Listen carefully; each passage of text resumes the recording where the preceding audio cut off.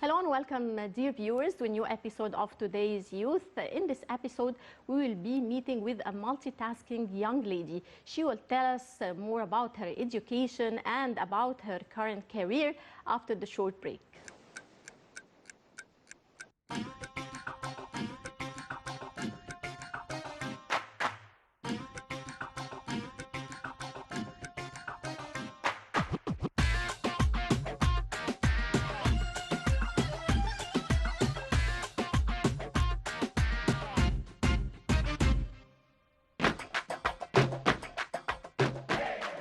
Welcome back, dear viewers, and we're joined here at the studio by Dina Hlal. Dina is working in the marketing field, and she will tell us more about her education and career. Thank you for joining us, Dina. Thank you. It's a pleasure to be here.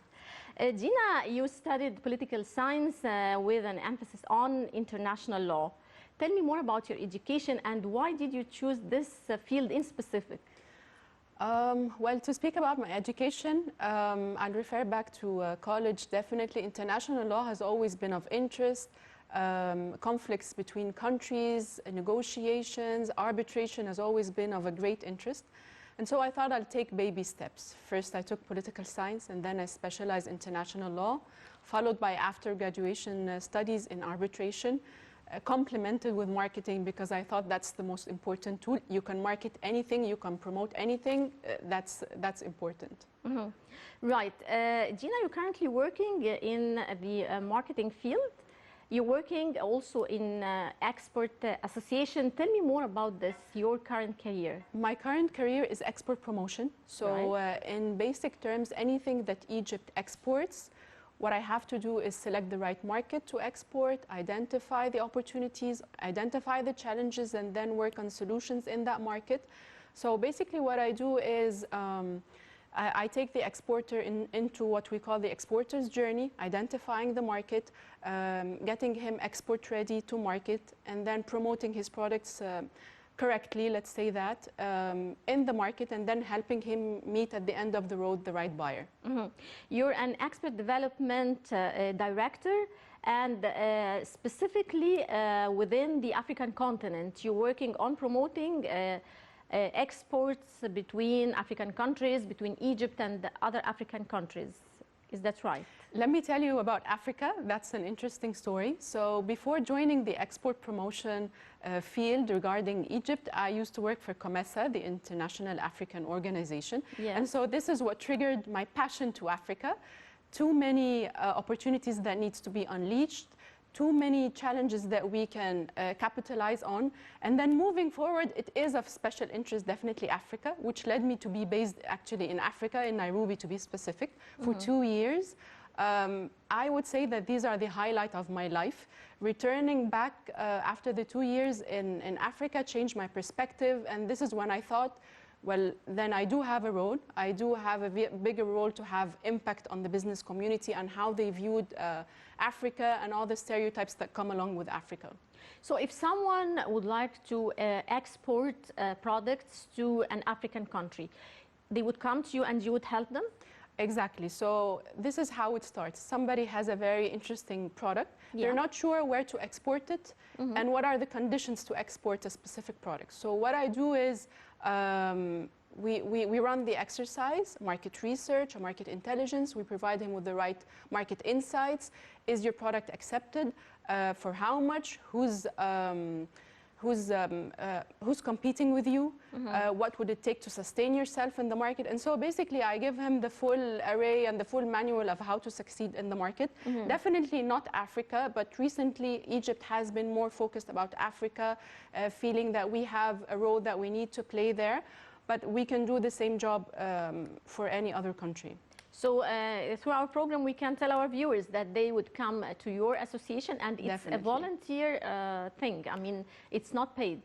It is paid, but depends on the service and the amount of information required. If I can provide the information on one-on-one consultation, then yes, of course, it's complimentary. If it requires access, information, research, then it is, of course, paid for. Right. You also have had so far a long career. Tell me the different jobs you started with, and then you moved from one job to another, and the studies. I mean, you had extracurricular studies, you studied marketing, you studied international arbitration also. Yes. Tell me more about So these I'm studies. currently about to conclude my MBA, which was very different than law and arbitration, but definitely provided more insights of how to do the matters properly instead of doing them, you know, arbitrarily. I do believe in education along my journey of expertise. At a first glance, my experience seems very diversified, but now I realize how they complement one another, how they all brought me to be the person I am now. Yeah. When I graduated, I worked with one of the best women leaders in the field at Yeah. the National Council for Women. And this was my first lesson. So being a graduate of a distinguished university, I started with an attitude, but then this is when you realize you have to leave your attitude outside and start learning and start progressing and start putting hands-on experience. So this was my first station at the National Council for Women.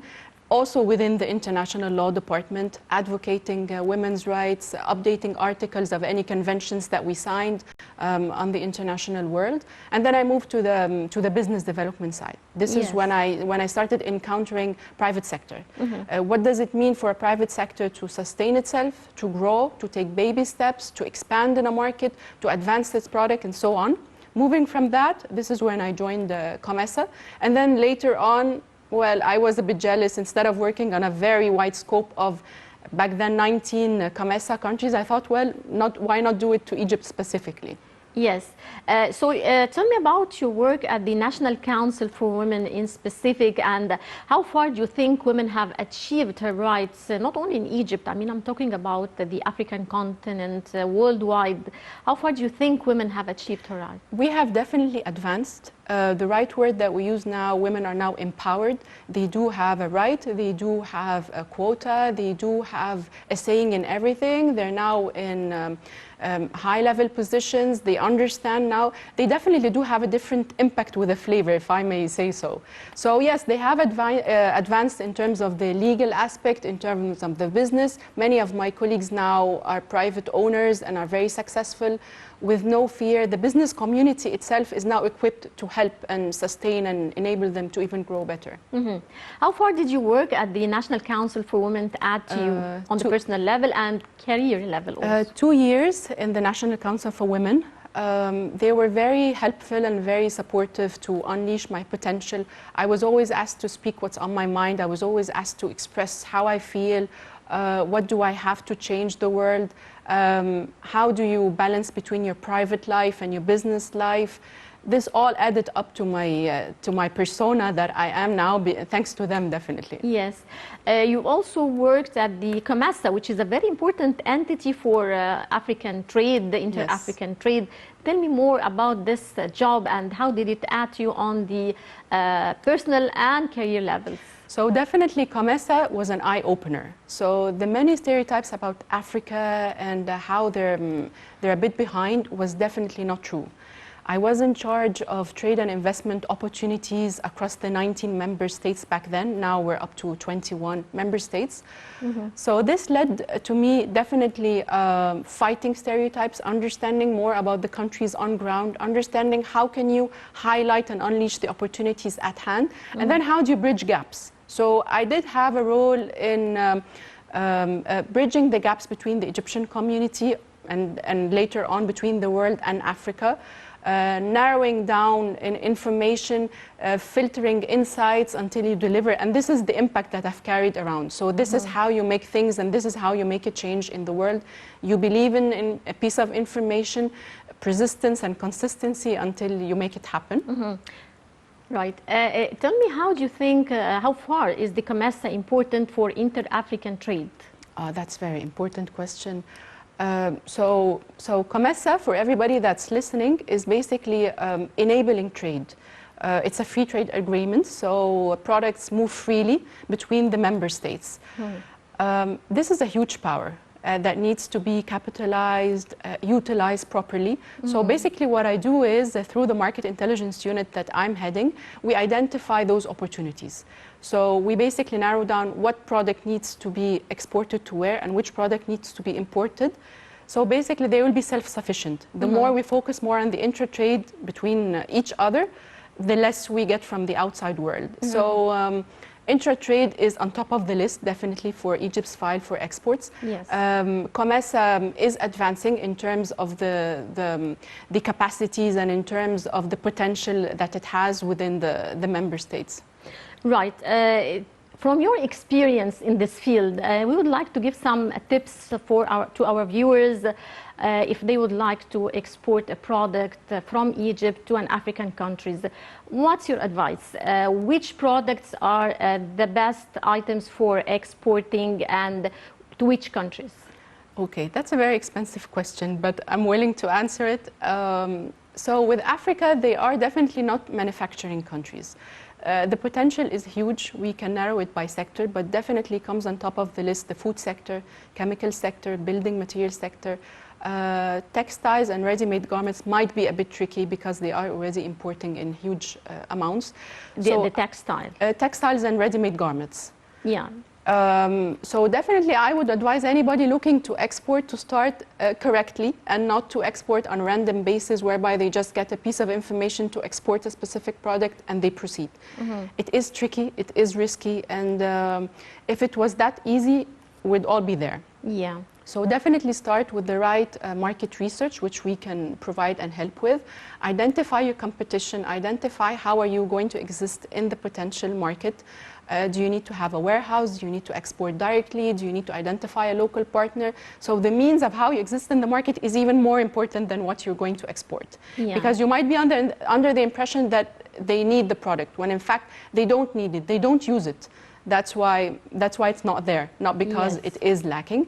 So definitely I always advise to start correctly with the market research and then allow us to lead you through the process of how do you filter the buyer, how do you confirm and verify his information, how do you identify the mode of payment, which is very important, of course. You can, yes, export, but then money collection is a problem and a challenge, definitely. How do you sustain yourself? How do you promote yourself properly in the market? Because yes, everybody has internet, but they're not all users of Facebook. There are alternatives. They're not all on LinkedIn. They're not all on Instagram. So we do also help with identifying the proper marketing and promotion tools in international markets.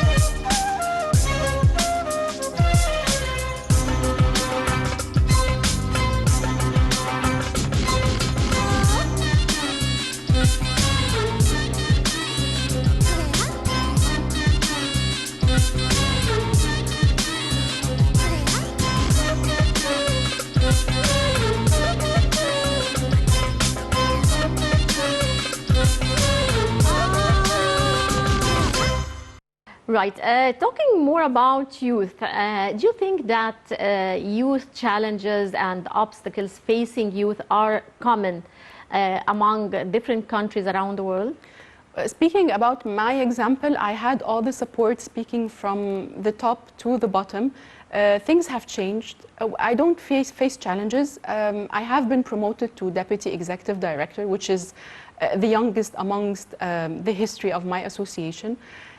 It is okay now for me to attend high-level committees, to take decisions, to be trusted to travel. And so it is getting better.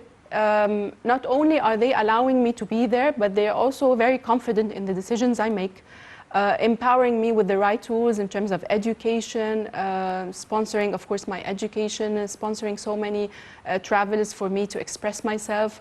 So yes, definitely youth has challenges, but يعني one of the things that, let's say, eases the challenges is education. If you have something to say, you're well educated, you have a strong mind, you're different but with an impact, this is where the barriers start to fade out. Definitely throughout your career you faced a lot of challenges and obstacles, and of course you overcame those obstacles. Tell me, what would you tell youth about persistence and perseverance to achieve one's goals?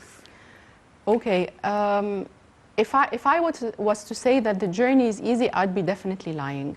Challenges are everywhere and they are in every step. So basically what made the day for me was accepting failures, accepting that there is tomorrow, try again harder the next day, manage your time very well, always empower yourself with education, because definitely education and learning helps you understand and add more perspectives than what you already have. Challenges for me were how long do they take to weep over instead of just admitting the challenge. So stepping ahead and moving forward definitely help. Not identifying the challenge as bigger than it already is. Right, and who were the first people who supported you in your journey? Were your parents, your friends, family members? Definitely, I would say my family. They always understood how diverse I like to be and how I am by nature against routine, even in terms of sports. So I've basically tried everything. So my parents definitely are the first supporters. Moving to the business, I would say Dr. Farkhanda Hassan. She passed away a couple of years ago, but she was definitely one of the biggest supporters. She saw something in me. She was my professor also. Definitely, mine too.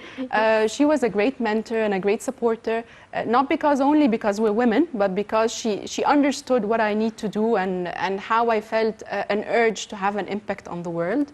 Moving on, believe it or not, they were all men leaders, very prominent in the community, but they all encouraged me to overlook challenges, to keep going, to wake up with a smile, to manage my time, and just to never stop, just go with the flow with whatever it is. Yes, you told me that also you loved sports while you were a child. Tell me more about your childhood years and the different sports and activities that you joined. So yes, sports has always been a big part, and I've considered it like my beauty secret. So whenever I have a problem, whenever I'm faced by a situation I can't solve, I would run to the gym. The solution would come following. So sweat it out, let it all out, breathe it all out, and then the solution comes. This is what I always share with my friends. If you can't find a way out, sweat it out, and then the solution will just come. So starting at the age of 3, just like any other girl wishing to be a ballerina, I started ballet and then gymnastics, swimming, tennis, you name it. I've always been there. Dancing has always been a very huge part of my life, just like any other girl. Up until today, so what I do is I go to the gym, I swim. I have a specific passion definitely to kickboxing. It lets it all out. It is a bit extreme definitely, but it empowers who I am. Dancing is still part, so you name it. I've been there. I like to try. I like to experience new things, even if it's hard.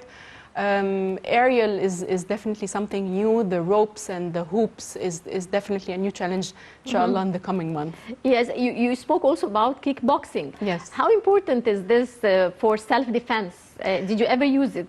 Definitely not, and I hope I don't, but at least you feel that you can if you have to. This is a very important feeling for me as a frequent traveler, as maybe a woman in a community with different diversities and culture. Yes, I feel I have to be empowered. Right. Talking about President Abdel Fattah al-Sisi and his great attention that he has given to both women and youth, how important is this and how positive the impact of this on both women and youth, in your opinion? As a woman and as one of the youth. I have both. I am both. I am a youth and a woman, and I can feel the impact and the importance and the attention that he's giving us. It has basically reflected on all policies. So instead of facing a bit of a challenge in applying for a specific certificate that was not allowed for youth, now it's available. Participation in specific conferences, it was only for a specific age, now I can. So he's definitely, you know, melted out the boundaries and melted out any restrictions on on the movement of youth and women to express and prove themselves worth of the opportunity. Right. You definitely also have certain plans and dreams for the future. Talk to me about those plans on the personal and career levels. I will have to combine both. So I feel more comfortable combining or working in parallel between my business and my personal life. I want to be a private consultant for exporters, allowing them or enabling them to access foreign markets the right way from my own knowledge, because I've been there, not because I've read the books. But it's different when you've lived there and experienced there and you know how to do it than when you've studied and you're just promoting the idea. So my dream would be the first Minister of Trade at that age. My second dream would be, if not, then I'd be a consultant for export. And talking of your dream to be the future Minister of Trade, we are having now a lot of women in different significant positions, ministers, parliamentarians. How do you assess this? This is very important. You know, the diversity in having men and women interact and speak out their minds would definitely help in the final decision or the final outcome that we're looking for. The diversity is always key and always reflects what you call advancement in the eyes of the outside world. So I'm definitely for that. And you're also at the same time planning to have your own project. Yes. A personal project. Yes. Talking about projects and SMEs and small and medium enterprises, how do you see the significance of this to the youth, having their own projects, being entrepreneurs? How important is this? So yes, one of the projects that we do as well is empowering the SMEs, whether with the information or the right steps. If we can help with any steps that cost a lot, we can do it in-house. SMEs is a very important and eminent part of the advancement and the production vehicle. They contribute to the GDP, of course, of Egypt. So yes, we do put special emphasis on the SMEs. We have filtered them by project, by product, and by sectors so that we know where is the potential. We want to engage them in the export activities. What we're doing basically now is starting with the digitalization. So post-COVID-19, everything happens online. And this was a starting point for us. Digitize your presence, be out there, have the right Facebook page, Instagram page, exist on international e-commerce platforms. This is how you do it. And this is what basically we're doing and how we're giving back to society through the empowerment of SMEs, definitely. We do provide a number of courses and trainings for export readiness. And a special program that we just finished is Women in Business SMEs. Tell me more about this, women in business and small and medium enterprises. It's very important, of course, to empower women to have their own projects on all levels. Yes. Tell me more about this. So yes, this was a project under the EBRD Bank. They are empowering women to take a step further, to be empowered, to take part in the community through empowering their businesses. So there is no bad idea. There is always has to be a plan, and you need to understand how do you sustain it. So this was a starting point. We conducted a one-on-one intervention with the companies, identifying where is the weakness, how can we advance it, how can we work on it, how can we sustain the business. And then they took a very interesting training on export readiness, and then putting some hands-on experience on how to export, meeting the experts, meeting the consultants, meeting the buyers, and then negotiating until they seal a deal. So it was basically a journey, a step-by-step journey until they are now enabled and exporting. Great. Well, finally, Dina, I would like you to give a message to youth, to women, young women your age, from your place here. I would definitely say that consistency has been key. Every day is not easy. Challenges are there on the personal level, on the work experience. They're all there. Overlook challenges. Make sure you have the time for yourself. Quality time is very important. Don't define your goals in terms of how people see you, of how people define it. People have different definitions of success. They have different definitions of being self-sufficient. Make your own rules, make your own definitions. Take one day at a time and be persistent. Right, I would like to thank you very much, Dina Hilal, for joining us today. A true success story. Thank you. Thank you so much, and all the best of luck. Thank you so much. Thank you. And dear viewers, that brings us to the end of this edition of Today's Youth. Many thanks for watching, and don't forget to join us next week, same time. Till then, it's goodbye.